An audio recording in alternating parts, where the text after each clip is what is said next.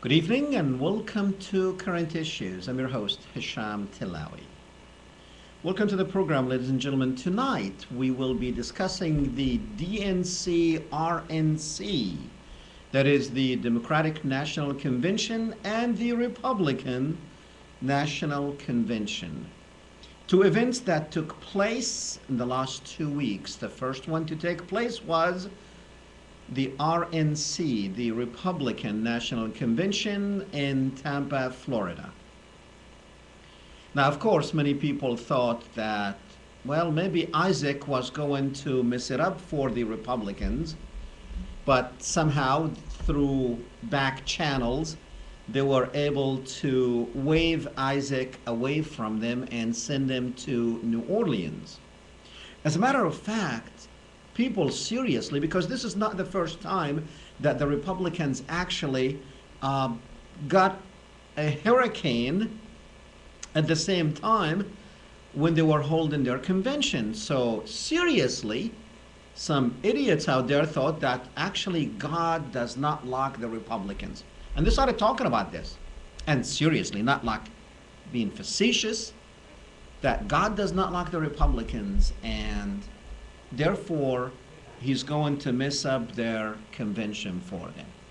Well, when Isaac actually did not go where they thought it was going to go and it went the other way, well, the Republicans started saying, God is with us because we are with God, and that's why he spared us. Well, as a matter of fact, probably God was with the Republicans for one reason. Many people thought that, it got messed up because everybody was busy watching, wondering what Isaac was going to do. Everyone was talking about Katrina, and the whole world actually was worried about what's going to happen in New Orleans or with New Orleans if this hurricane actually hits it. Well, in my opinion, I think the Republicans could not ask for any better, because you had millions of people who otherwise would not be watching TV. They were watching television, and they were watching the news and the Weather Channel and the other channels to see what's going on with Isaac, but at the same time, they had to watch the Republican National Convention. So actually, they got more people watching than not, and so Isaac was good for the Republicans. And then the Democrats, actually, as we speak right now, President Obama probably is speaking. Didn't look to see what time he was going to speak. I think probably about 9 o'clock. If it's 9 o'clock Eastern, then he's speaking now. And if you are watching me, well, thank you, because what you got to hear here is, guarantee you, it's more important than what he had to say, or than what he has to say. As a matter of fact, I watched some of both the Republicans and the Democratic conventions, and to tell you the truth, I mean, these are our form of democracy in action. This is how we do our democracy, but to tell you the truth, I was not too happy with both conventions. Number one, there's no message there. Is there really a need anymore for these conventions? Because these conventions were supposed to be where states send their delegates into these party conventions and they get a nomination. That's basically what you want to come up with at the end of the convention, is to come up with a nominee for the party. Well, we all knew who the nominee was going to be, and I did not even know why spend all these millions of dollars just to get people together who already got together through other means and decided on who the nominee was going to be. Well, we have to go through the democracy in action thing. Well, no, I think we had to go and legitimize what was delegitimized, or the system that was delegitimized. We go there and we legitimize it, just like we do when we go to vote. when we go to vote in the president, well, you know he's been selected.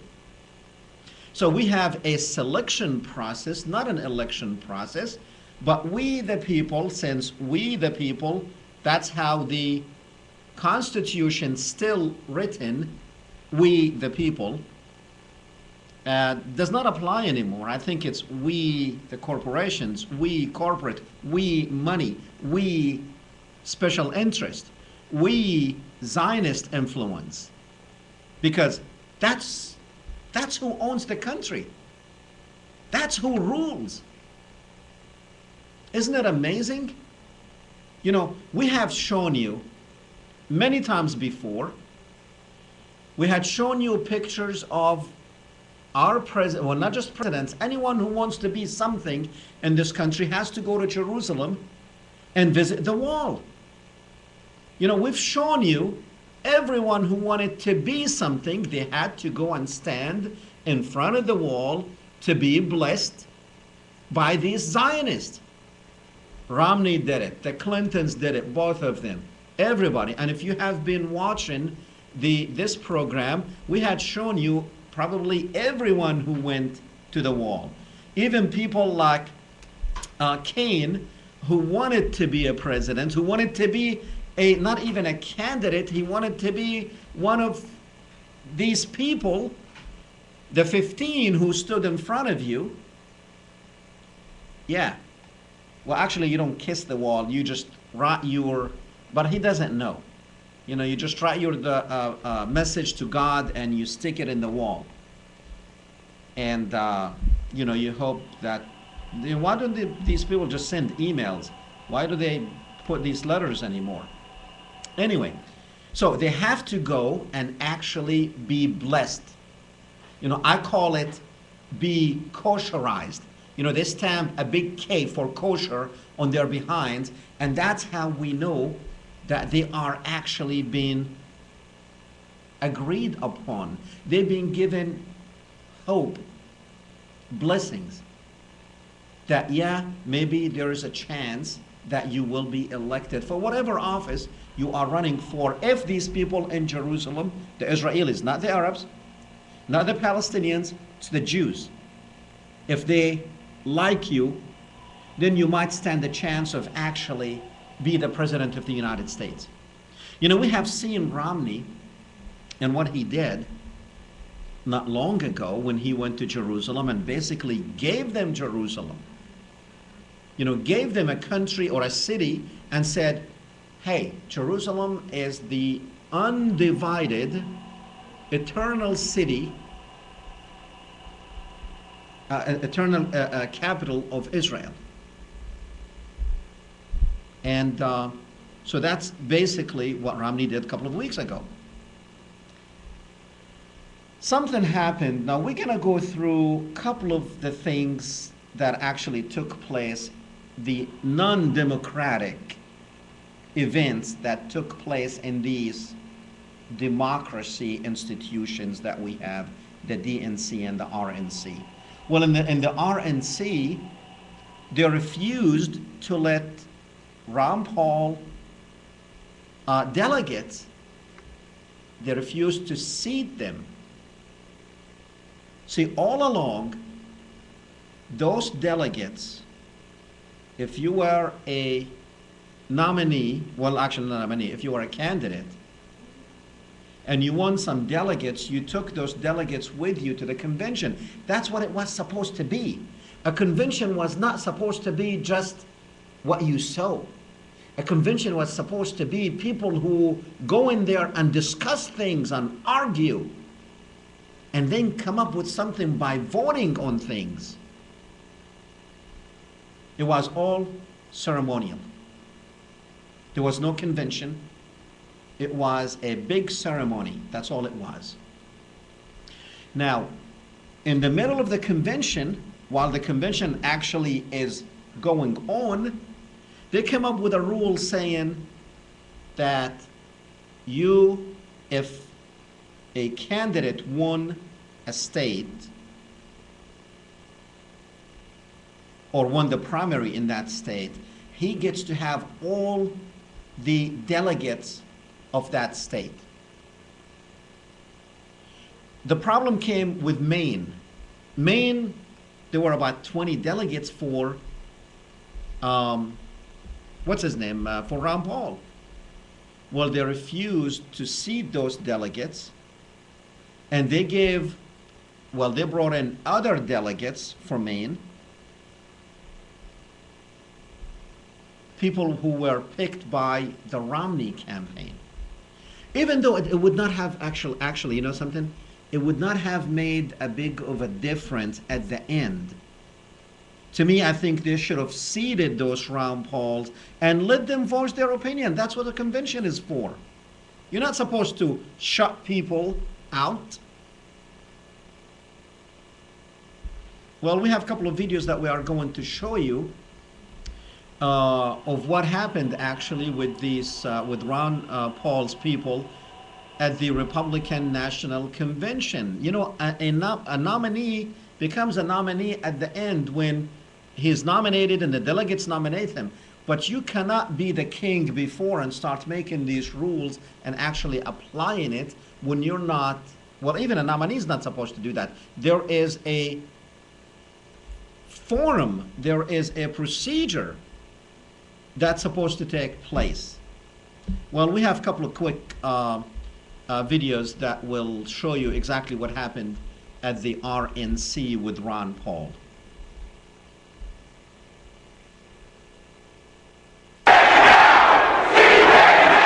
Hi, I'm Tracy Oppenheimer for Reason TV. I'm here on the convention floor where the Maine delegates just made their last stand to try to get their Ron Paul supporting delegates seated. They were unsuccessful and they walked out. Tell me really quickly what happened in there. Well, we just got railroaded. Unfortunately, they do not want to recognize our delegation chair. There was a properly put together amendment to the credentials report that would have put the people that were elected by the people of Maine into their seats. The chair did not recognize the amendment. I mean, it's horrendous what happened to Maine. The real duly elected delegates are up here, right there. We had tons of people screaming objection, point of order, division. All of these things have to be acknowledged under the process. They didn't hold a roll call vote, and it's tyranny. You know, I think that rules have to be followed. This is a time to rally around the next president. I think it was absolutely an embarrassment to the integrity of the process. I've been stating all along that the National Convention, it's not meant to be a coronation, it's meant to be where delegates actually go, use the rules of procedure and the process to select somebody. Iowa cast 22 votes for Ron Paul.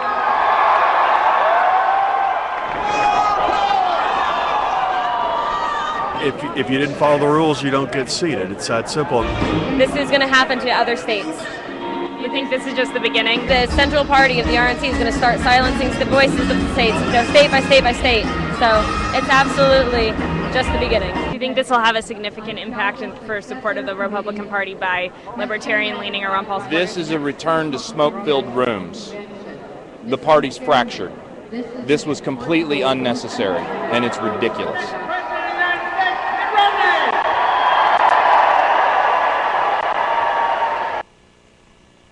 Okay, we do have another quick video of the same event with the Ron Paul people. Let's play that one now.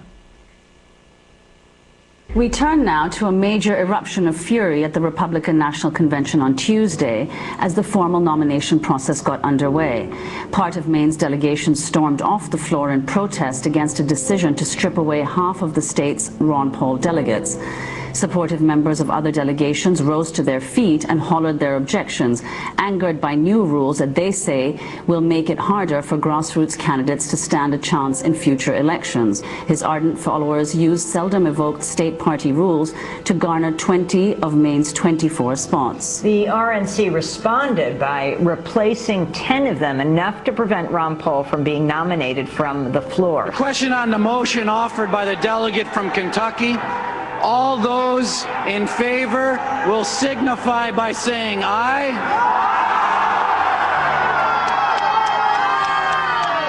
Those opposed, no. The decision caused an immediate uproar, but RNC Chair Reince Priebus was in no mood to take a roll call. Without objection, the motion to reconsider is laid upon the table. We have to proceed with the order of business.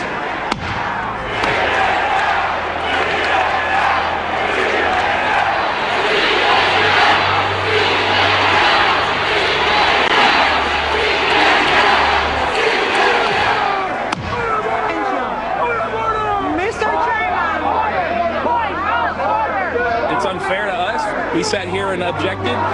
He said, are there any objections? We objected. And you know, it's like, why even ask the question at that point? Maine got screwed of half their delegates, more than half actually. That's why their governor's not here today, because he said he wouldn't come down unless their delegates got seated. Half of them got taken away, and they were replaced by people that the Republican Party, the RNC picked. Several members of the Maine delegation walked off the floor in protest after the convention decided to replace 10 of its 24 delegates. This is fraud! Convention is a farce! They snuck in there talking about we support our soldiers. They got rid of 7 of them on our delegation. 2 recently serving in Afghanistan and Iraq. How dare they? Shame on them! Shame on them!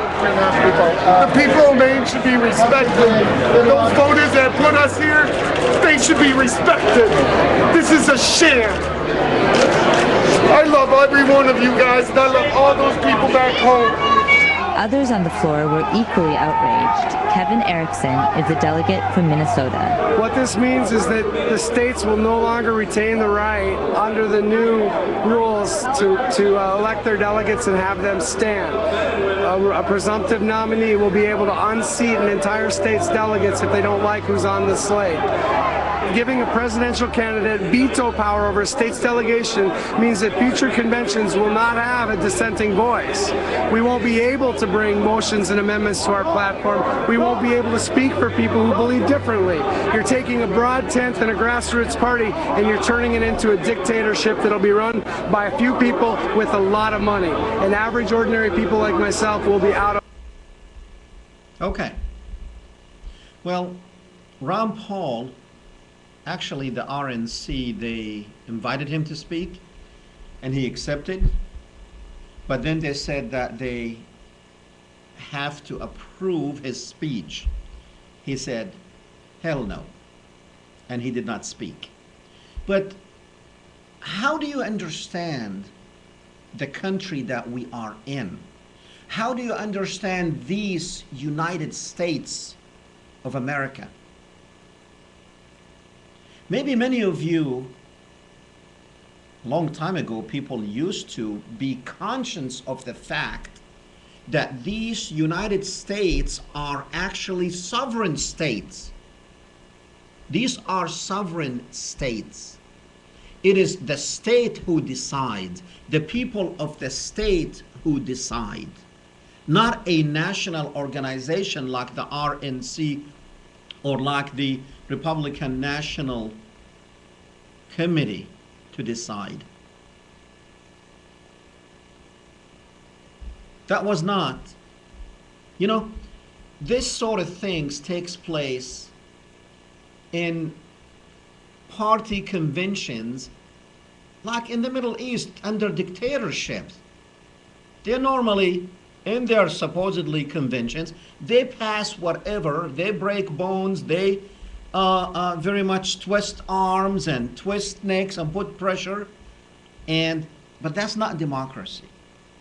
And I think what is happening to the United States, and instead of us exporting supposedly democracy to the Middle East, we are bringing their form of democracy to the United States. Now that's a sham. Now let me tell you something.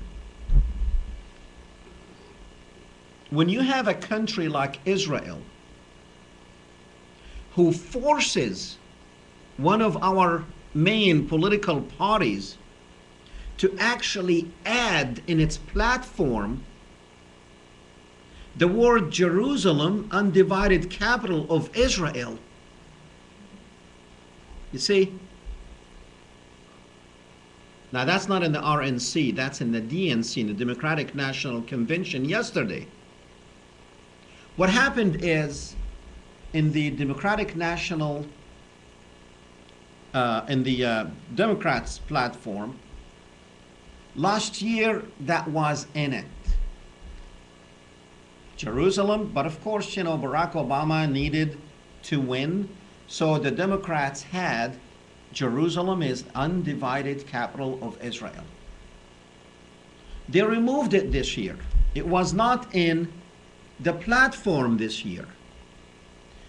Well, somebody got hold of that, Romney, and he used that against the Democrats.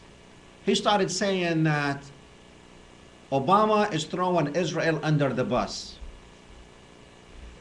He said that in his speech. But you know, I remember Romney saying that Obama threw Israel under the bus last year. You remember when Benjamin Netanyahu came here and there was talks about the borders in 1967 and that the parties are supposed to be negotiating, that the Israelis and the Palestinians are supposed to be negotiating on the 1967 borders?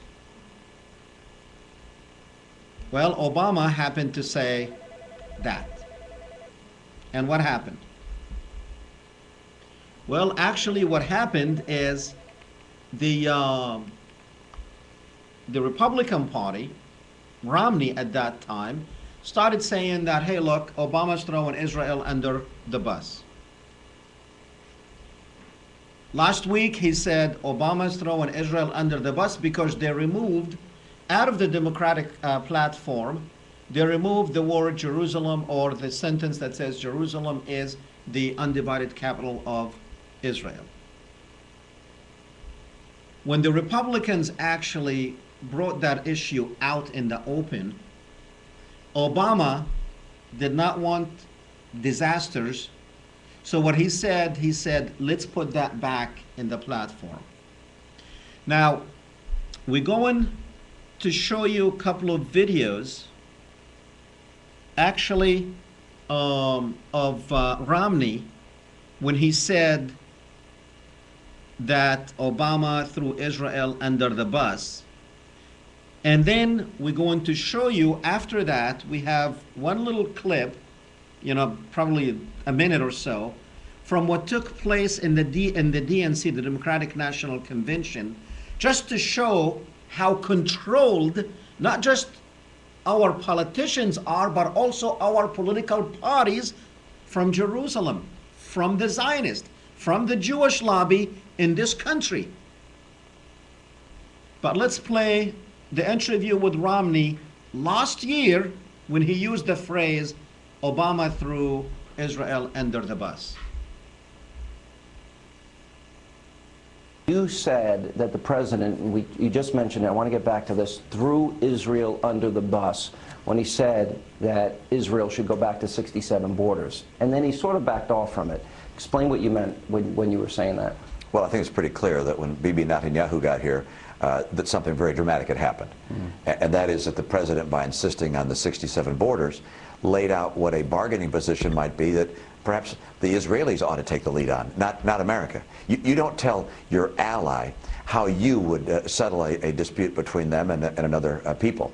You stand by your ally. You link arms with your ally. Israel is one of our best allies in the Middle East, the best ally in the Middle East. We don't dictate to Israel what the terms of their agreement might be. And it's also been very clear in the past that presidents have said, look, we can't possibly have negotiations unless the result of all this will be that the Palestinians and other nations around them agree that when a peace agreement is reached, that there's peace, that Israel has the right to exist as a Jewish state. And that's something which Hamas and of course the Palestinian Authority continue to refuse to agree to. What amazes me is with the Palestinians and a unity agreement now with Hamas, Hamas's charter calls not only for the destruction of Israel, but also for the destruction of Jews. They're really calling for a modern-day Holocaust. And for the president to even suggest, he did mention that it's got to be addressed, but to suggest that they should even negotiate in any way until that one issue is resolved. Would the United States of America ever sit down with a group of people whose charter called for our destruction and the destruction of our people? We don't negotiate with terrorists. And the president was suggesting that Israel should negotiate with terrorists. And that's why people like myself believe that he threw Israel under the bus. The right course in dealing with allies is to... Okay. Well, you heard the word Holocaust in there. Every time there is something, they will throw that word in there, Holocaust. Terrorist. So now the Palestinians, all of them are terrorists, and that Israel should not, well, the United States actually has relationships with the Palestinian Authority. The United States have diplomatic relationships with the Palestinian Authority.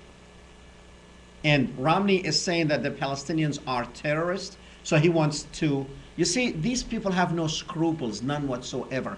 He went there, Romney went there, he saw how Israel is living, and all he has to do is look over to the other side to see the slums of the West Bank, to see the poor people in the West Bank that he's calling terrorists, while we are sending billions of dollars to the Israelis to build their settlements on Palestinian land, to kill Palestinians, to arm Israel to do whatever it's doing in Palestine.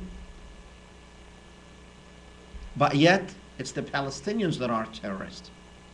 And that we should not tell Israel, even though Israel receives all the money. And aren't you sick and tired of actually hearing that Israel is our best ally? How? Israel spied on us. Israel killed Americans deliberately back in 1967 with the USS Liberty. Israel have destroyed, and you know something? Israel has not been exonerated from 9/11. You want the truth? You want to know what happened on 9/11? I guarantee you, if this was an American president and he wants to be an American president and he has America first, he should be talking about what role did Israel play in 9/11? He did not.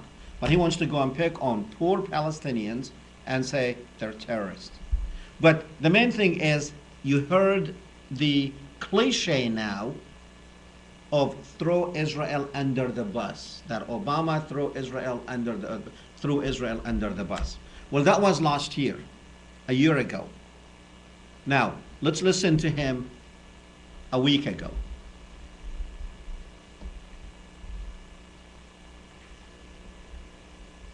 Every American was relieved the day President Obama gave the order and SEAL Team 6 took out Osama bin Laden.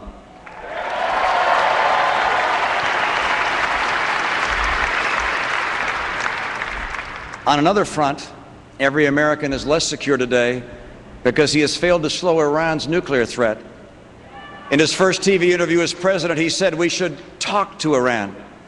We're still talking, and Iran's centrifuges are still spinning. President Obama has thrown allies like Israel under the bus, even as he has relaxed sanctions on Castro's Cuba. He abandoned our friends in Poland by walking away from our missile defense commitments. But he's eager to give Russia's President Putin the flexibility he desires. Okay. Again, he threw Israel under the bus. He threw Israel under the bus last year. He threw Israel under the bus because of Iran. That Iran centrifuges are spinning. That's how he threw Israel under the bus. Now, Israel, the one that John Kennedy died trying to stop them from acquiring nuclear weapons. He lost his life trying to do that. An American president. They have hundreds of nuclear weapons. Iran does not have not even one single bomb. And let's say Iran gets a bomb. What are they going to do with it?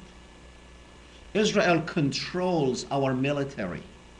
So therefore, we, the United States of America, with all our might, is there to defend Israel with our tens of thousands of nuclear bombs and whatever capability that we have. And Iran knows that. Israel has nuclear bombs for the last 50 years, 60 years. Iran knows that. But they want to make this whole thing as Iran is this big monster, just like they did with Saddam Hussein, and told you that Saddam Hussein was a monster who needs to die for Israel. We went in there, we destroyed Iraq, we killed 1 million Iraqis for Israel because Israel wanted that. Because the cronies of Israel in this country, like the George Bush, the Richard Pearls, the Douglas Feiths, these neocons that we came to know as neocons, back in 1996 said the destruction of Iraq is an Israeli objective in its own right. They wanted to do that. They actually wanted to get President Clinton to do what President Bush did. But I guess Clinton had enough brains not to do it. He told them no.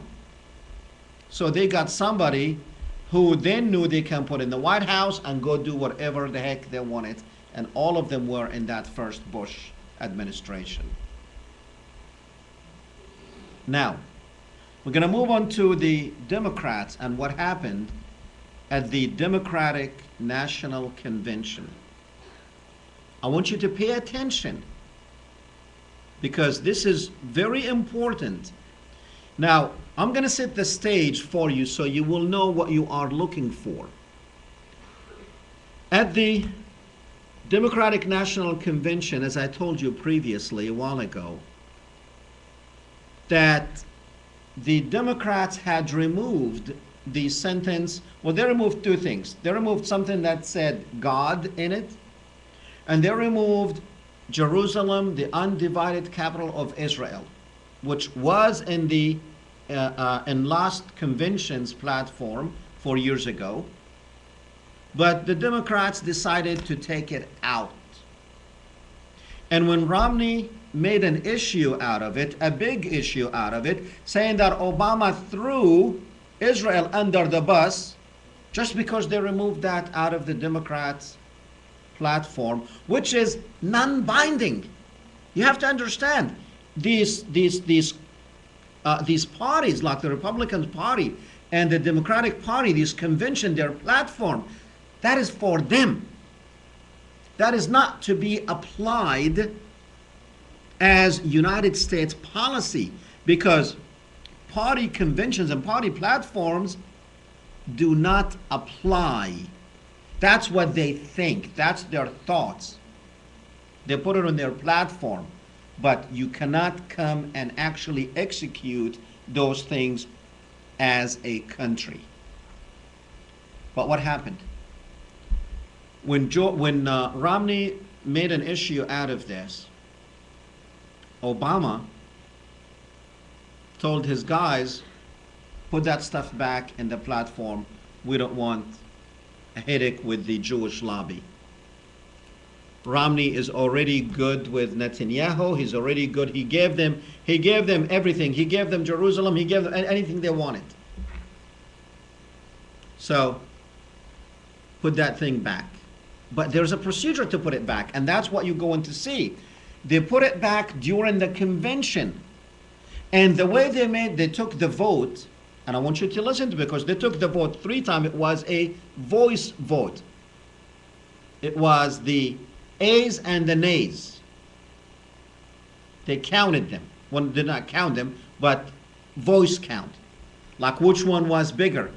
Even though the rules say that in order for you to pass any of these resolutions or amendments, you have to have 2/3 majority. And the video you're going to see, I want you to listen carefully to the voice count or the voice vote to see who actually won the vote. The vote was won, and I'm going to tell you so you will be listening to it. It was won by those who did not want the undivided Jerusalem as the capital of Israel. It did not pass, but the chair went ahead and said it passed.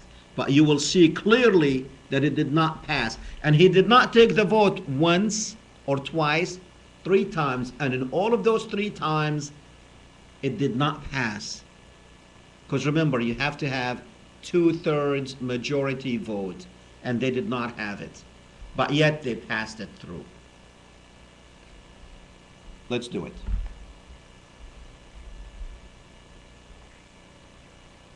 Recognizes the delegate from Ohio, the chair of the Platform Drafting Committee, former Governor Ted Strickland. Mr. Chairman, I move that we suspend the rules to permit an amendment to the platform adopted by this convention last night. Governor Strickland has made a motion on the floor to suspend the rules. Is there a second? A motion to suspend the rules to permit the amendment to the platform has been moved and seconded. This is a non-debatable motion requiring a 2/3 vote. All of those in favor of suspending the rules, say aye. All those opposed, say no. In the opinion of the chair, there's been a 2/3 affirmative vote to suspend the rules. Governor, would you like to make your motion? Thank you, Mr. Chairman. This summer, I was proud to serve this party as the Platform Drafting Committee Chair. As the Chair, I come before you today to discuss 2 important matters related to our party's national platform. As an ordained United Methodist minister, I am here to attest and affirm that our faith and belief in God is central to the American story and informs the values we've expressed in our party's platform. In addition, President Obama recognizes Jerusalem as the capital of Israel, and our party's platform should as well. Mr. Chairman, I have submitted my amendment in writing, and I believe it is being projected on the screen for the delegates to see.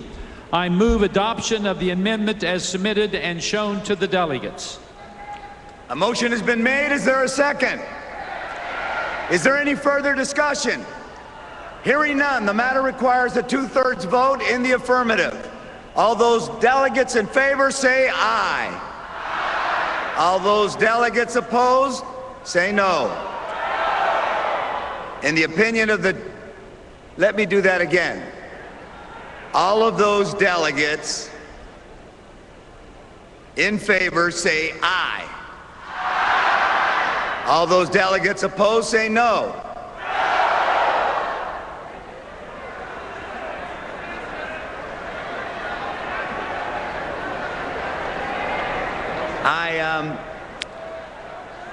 I guess. And then you've got to let them do what they're going to do. I'll do that one more time. All those delegates in favor say aye. All those delegates opposed say no. In the opinion of the chair, 2/3 have voted in the affirmative.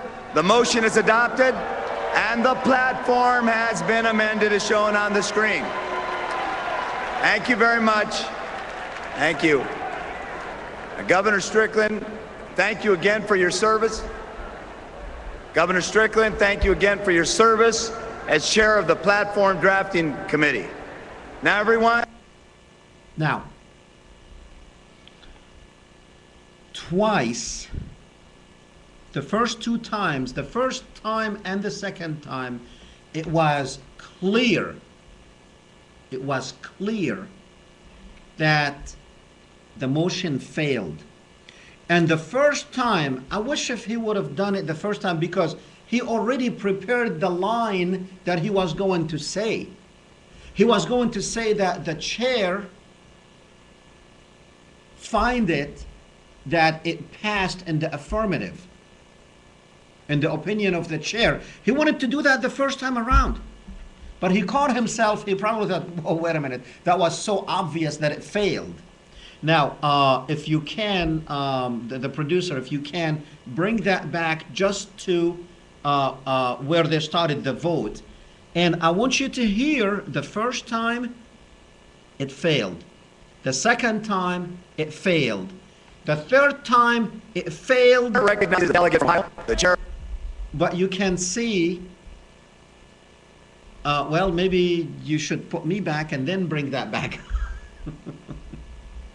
Okay. All right. Yeah, this is better.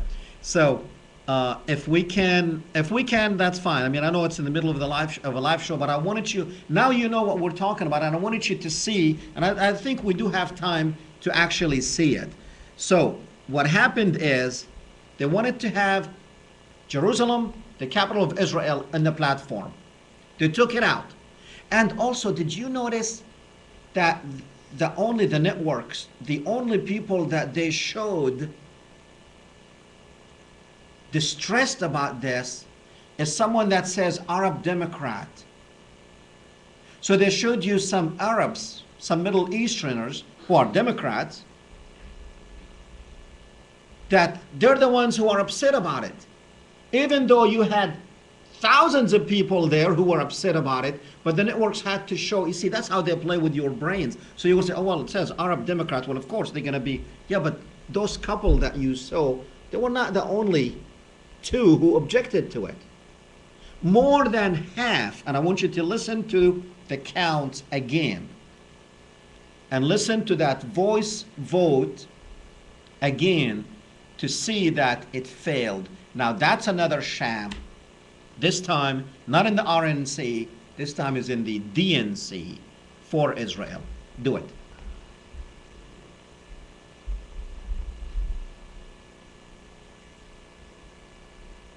The Platform Drafting Committee, former Governor Ted Strickland. Mr. Chairman, I move that we suspend the rules to permit an amendment to the platform adopted by this convention last night. Governor Strickland has made a motion on the floor to suspend the rules. Is there a second? A motion to suspend the rules to permit the amendment to the platform has been moved and seconded. This is a non-debatable motion requiring a 2/3 vote. All of those in favor of suspending the rules, say aye. All those opposed, say no. In the opinion of the chair, there's been a 2/3 affirmative vote to suspend the rules. Okay. Governor, would you like to make your motion? Thank you, Mr. Chairman. This summer, I was proud to serve this party as the Platform Drafting Committee Chair. As the chair, I come before you today to discuss two important matters related to our party's national platform. As an ordained United Methodist minister, I am here to attest and affirm that our faith and belief in God is central to the American story and informs the values we've expressed in our party's platform. In addition, President Obama recognizes Jerusalem as the capital of Israel, and our party's platform should as well. Mr. Chairman, I have submitted my amendment in writing, and I believe it is being projected on the screen for the delegates to see. I move adoption of the amendment as submitted and shown to delegates. A motion has been made. Is there a second? Is there any further discussion? Hearing none, the matter requires a 2/3 vote in the affirmative. All those delegates. Okay. Now, this is the moment where I want you to listen. Now, I know you got it, and I know you see my point, but I want as many of you to see my point, that the motion they made to add Israel as the capital of Jerusalem, the capital of Israel, it was added in the convention, even though it failed. It was added on the platform, even though it failed. Now, listen to the voice votes now. The Platform Drafting Committee, former Governor Ted Strickland. What, you want that? Yeah. Mr. Okay, Chairman, I move that we suspend the rules.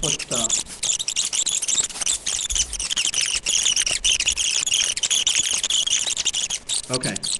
Those delegates opposed, say no. Okay, well, we missed the first In the one. opinion of the Let me do that again. All of those delegates in favor say aye. All those delegates opposed say no.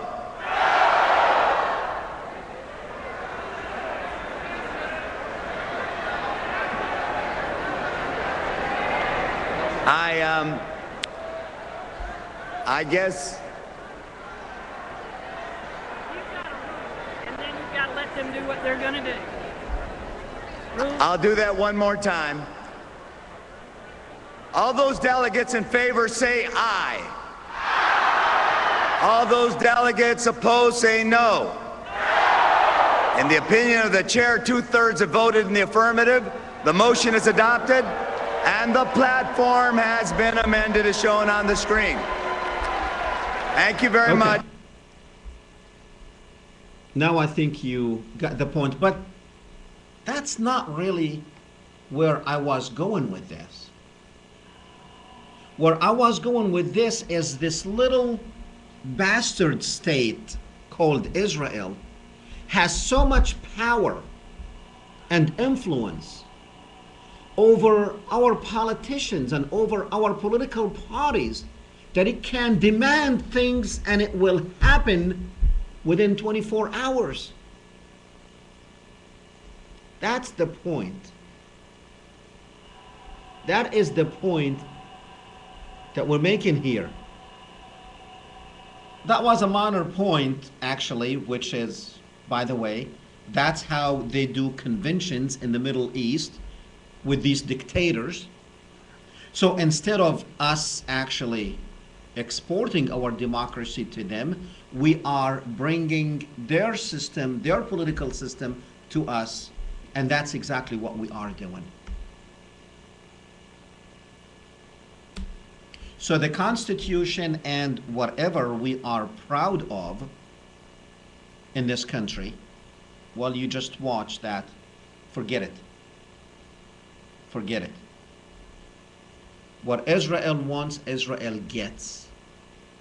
And that's exactly what they will get. When Israel says do, our politicians, they do. When Israel says jump, our politicians say how high.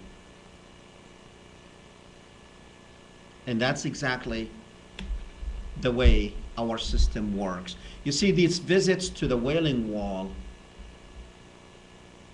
are very important because that's how you show loyalty to Zionists and Zionism, to the Jews and to the Jewish influence. Because let me tell you something. In this country, a politician needs two things. They need money. They need media. Because if you don't have money, you can't do anything.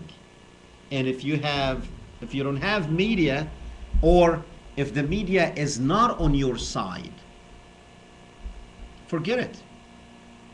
It's not going to happen. Because the media will make a president. They're king makers. Money, their money, king makers. Isn't it strange that Ben Bernanke, the Federal Reserve chairman, the Federal Reserve Bank chairman, you know, he wrote Darrell Issa, the congressman from California, a couple of weeks back. He wrote him a letter saying that the Feds, that's the Federal Reserve Bank, still has room for another stimulus, economic stimulus. Now, what does that mean? That means we still have billions of dollars to throw on this economy for you if you want it.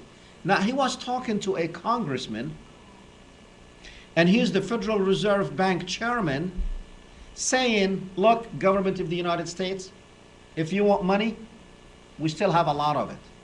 Now, in other countries, when they have central banks, if the central bank has money, that country uses that money. But In the United States, it's different because the Federal Reserve Bank is private organization. Even though it has a chair that is probably nominated by the president and it's ratified by Congress, well, that's just to legitimize the theft of America. Legitimize the theft of your hard-earned money. Because the Federal Reserve Bank saying, look, we have money that we can loan you. You want $100 billion stimulus? We can do that. How do they make money? How does the Federal Reserve Bank actually makes money? They invented it. They invented. If, well, they sell these bonds to China and Germany and England and to Saudi Arabia, etc., or they just loan it to the United States government. Now, any time the Treasury wants currency to put on the streets, it gets that money from the Federal Reserve Bank, it gives it to, and then they issue this money to you at interest. It comes out of the gate taxed. That's the only country that this sort of things happens. You know, when you raise money as a country, you raise money from your resources, from whatever you have to back it up. Well, we don't have anything to back up our dollar. The only thing we have to back up our dollar is the stupid world actually uses it. In many countries, they don't even use their own currency, and they don't like their own currency, but they will take the dollar. They will take the fake dollar. They don't know it's fake because everybody is taking it.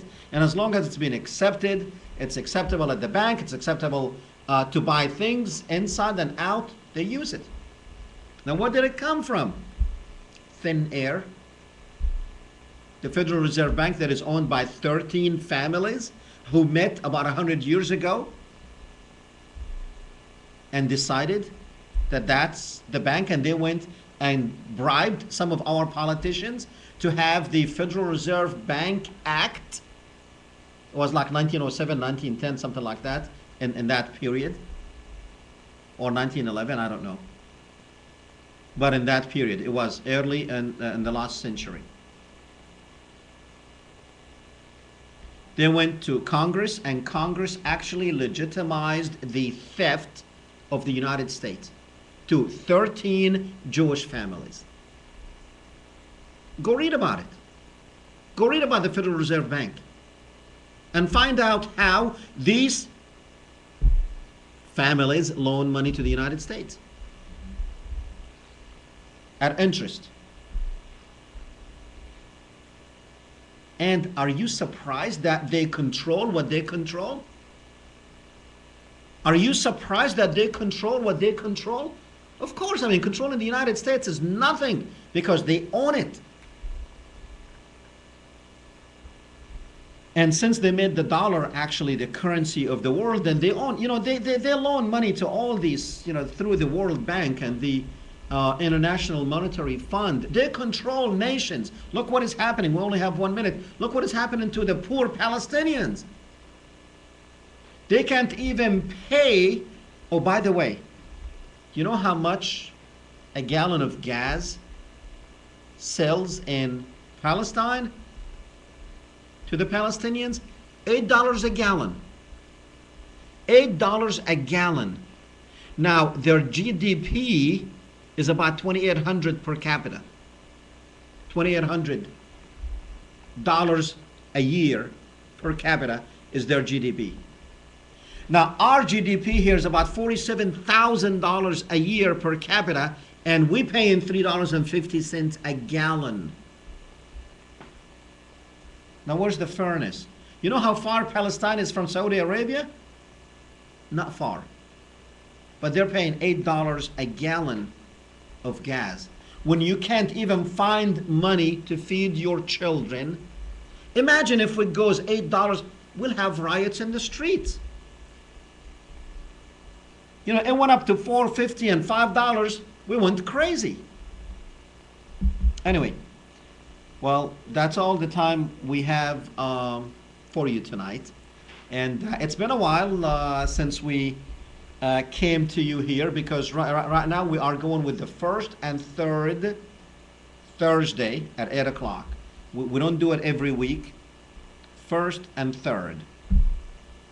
Anyway, that's all we have for you. Actually, we have somebody's going to say good night. Say good night. Good night. Good night. We'll see you next week.